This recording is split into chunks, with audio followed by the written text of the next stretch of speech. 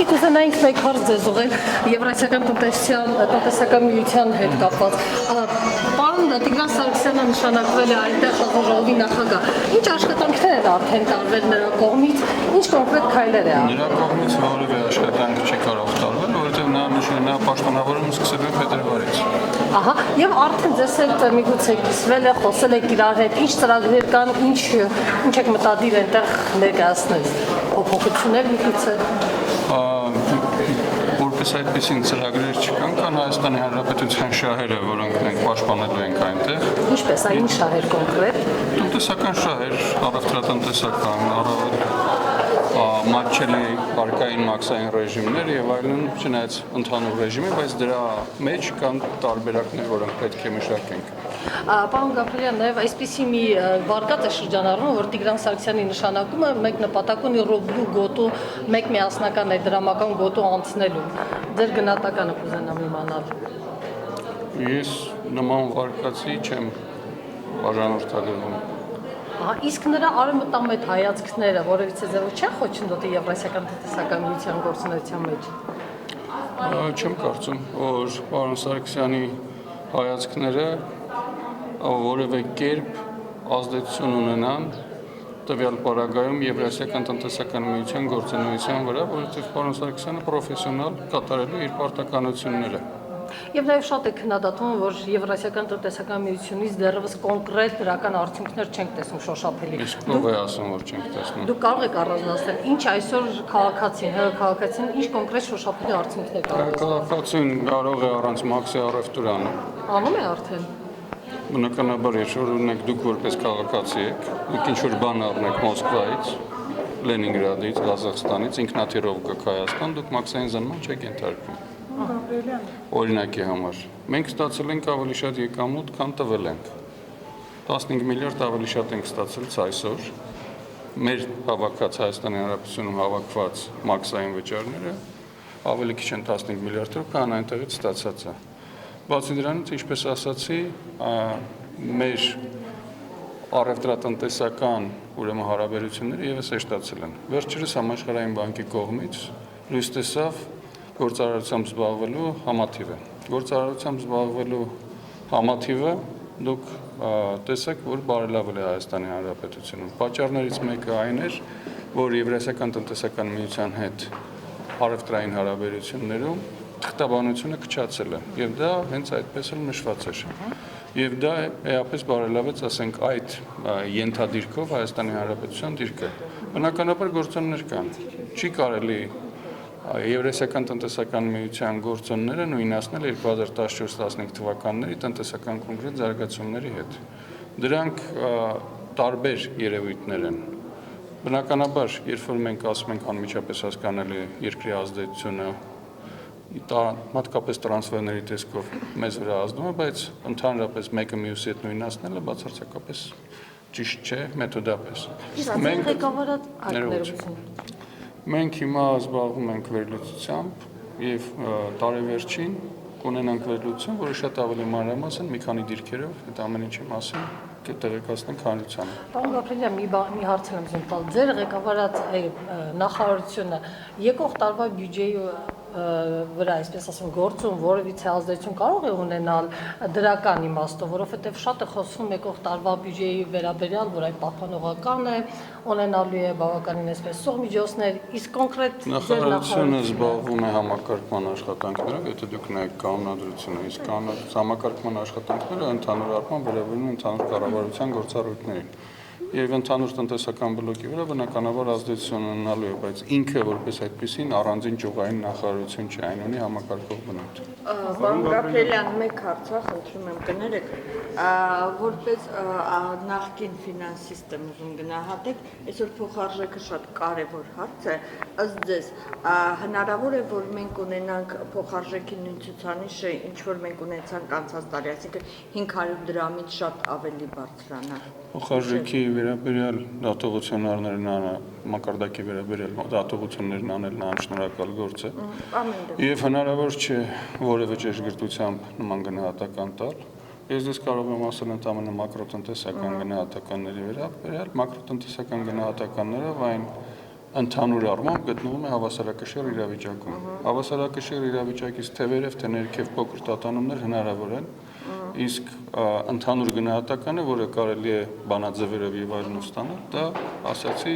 վերաբերում է ընդհանուր հավասարակշիռ վիճակին մոտնելուն։ Ըստ ձեզ տենդենսը ինչպիսին է, ինքը 1-2 կետով կբարձրանա այդ ընդհանուրից, թե ամեն դեպքում ավելի կարող է բարձրանալ։ Ես հասկանում եմ ձեր հարցադրումը, ես արդեն պատասխանեցի։ Մեկ հարցել է, 300 միլիոն դոլարի, որ Հայաստանը պետք է վարկ հակաճգնաժամային հիմնադրամից։ Այնտեղ մի կետ կա, էներգետիկայի ոլորտի կարգավորման ուղղված քայլեր։ Դա ինչ է նշանակում։ Դա նշանակում է արդյոք, որովհետև այդտեղ խոսակցություն կա, որ գումարի մի մասը ուղղվելու էլեկտրական ցանցերին, Բացարձակապես կապ չունի։ Կապ չունի, իսկ ինչին է դա։ Դա գումարի մի մասը է։ Ինչ է իմաստը։ 300 միլիոն միանգամից որևէ մեկը չի վերցնում, որևէ նպատակ այդպեսին չկա։ Շուտով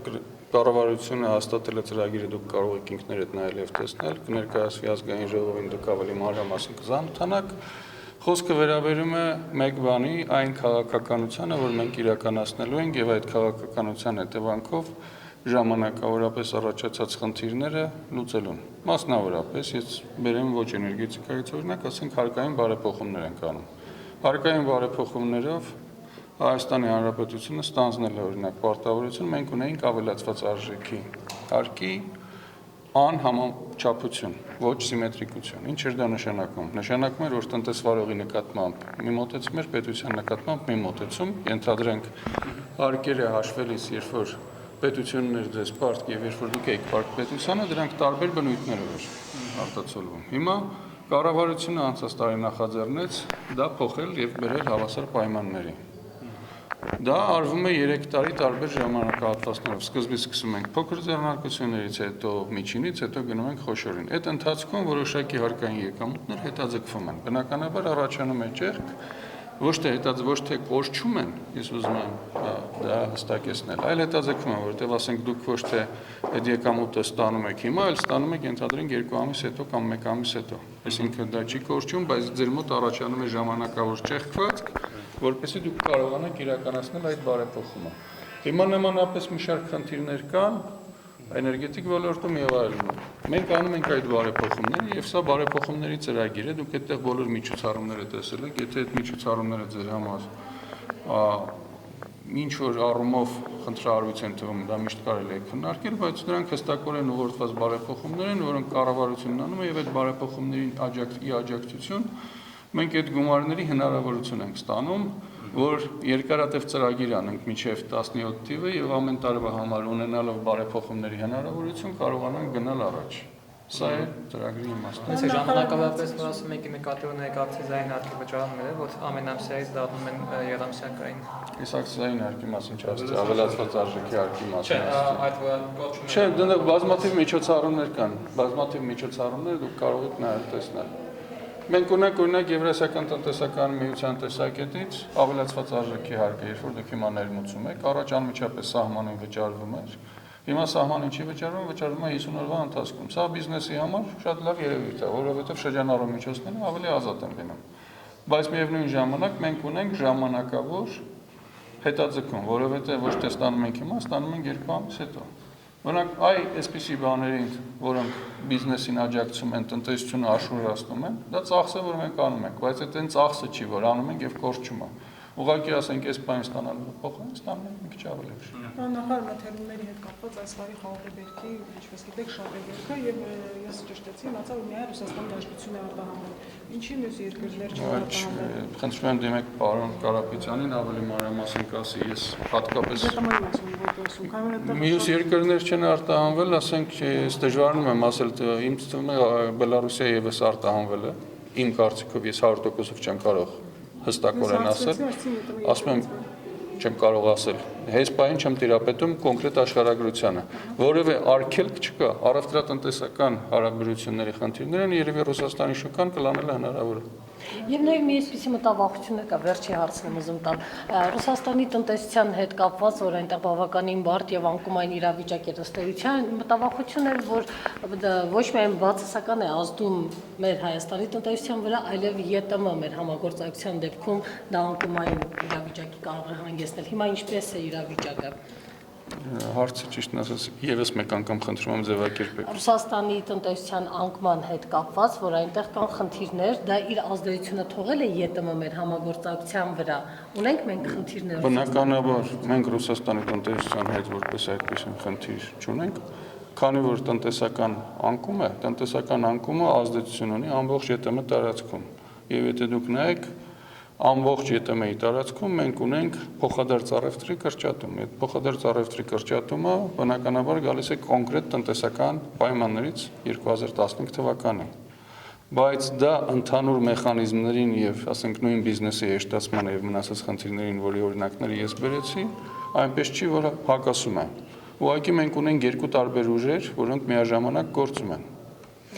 Շատ բարի, շնորհակալ եմ։